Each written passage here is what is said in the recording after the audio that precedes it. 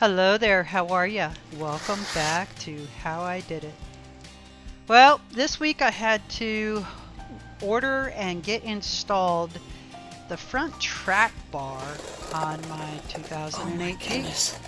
The Wobble of Death Am I loosening it or am I re-arrived. breaking it? So right after I purchased the Jeep, I had the Wobble of Death. It was under warranty.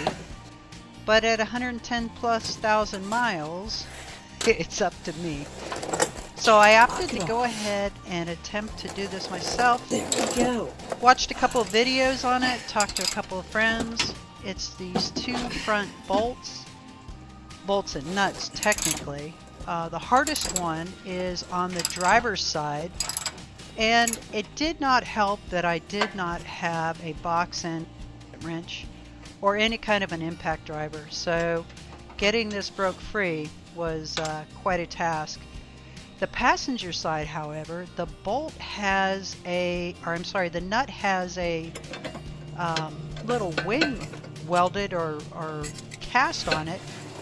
So I could just put my breaker bar on this side, and that little wing that comes up stops the nut from twisting and just makes this a piece of cake to get off.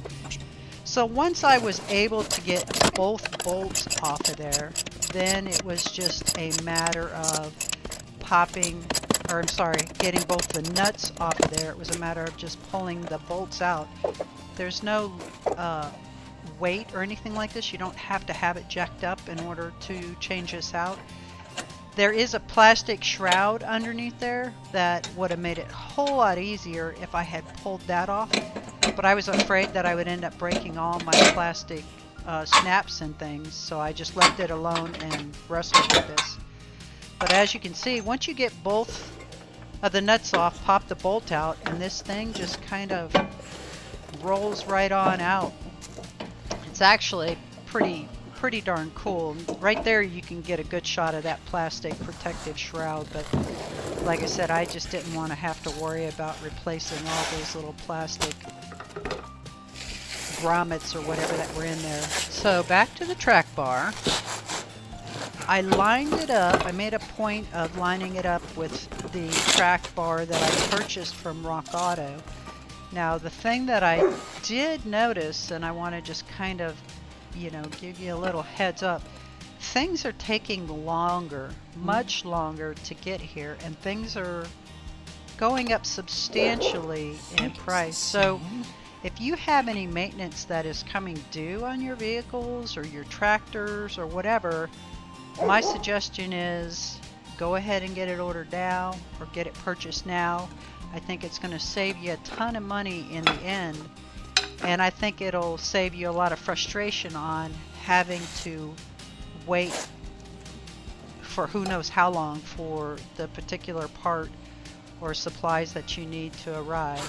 Anyway, with that being said, this lined up great. Everything was perfect on it.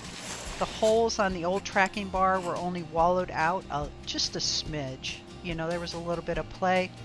So it wasn't like crazy extreme, but I think with the shocks and needing the front end alignment, tire rotation and stuff, they all just came into play. So got that one out, went ahead and just reversed the process putting this up in here. Now, how I did it, was it right? I don't know. It worked, and it's up and driving, so, and no wobble of death. So I guess how I did it was, yeah, okay. Shroud was not on here. So I went ahead, reversed the process, put the passenger side up in there, and then went ahead and put the bolt through on the passenger side just to hold it in place.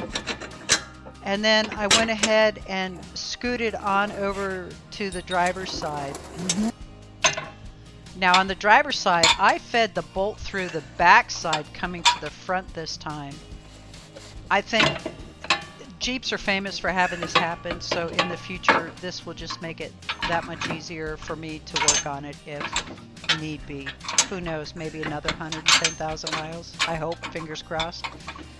But I went ahead, just lifted this up, slid that bolt through there, put the nut on there finger tight, And once I got the nut on here finger tight, then it was just a matter of going back over to the passenger side and putting that little winged nut on there. And I'm telling you what, this is the coolest doggone invention.